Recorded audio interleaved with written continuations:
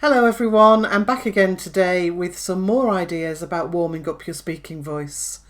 I've already looked at why in a previous video, and we said to increase blood flow, to raise the core muscle temperature, give you faster muscle response, and to prevent injury. And that sounds a lot like exercise, doesn't it? Well, it is. If you're using your voice professionally and extensively every day in one way or another, then you need to look after it and you need to warm it up first. So today, let's think about what we need to warm up specifically. First of all the big body muscles. You need that blood flow working for you. It's no good trying to speak from cold, slumped in a chair with tense muscles, because it won't give you the energy or the coordination that you need. And you might just do some damage.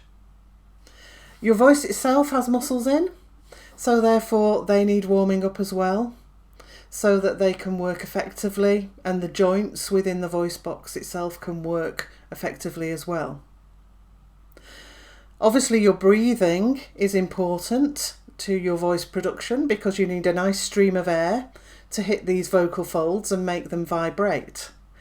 So to make sure your breathing is free, to make sure that it's energized enough for what you're going to do, to make sure that you can engage the lower abdominal wall muscles, which are the support muscles for the breathing system, to help you get the right pressure when you actually make your sound.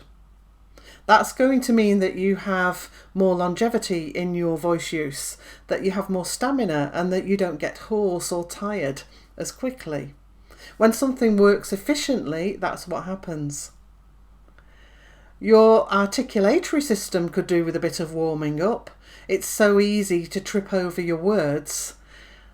Tongue, lips, jaw to an extent, but really with jaw I tend to just think about letting it go rather than warming it up particularly. Making sure that you can make precise movements, small and precise movements to get your words out is going to do you a lot of good.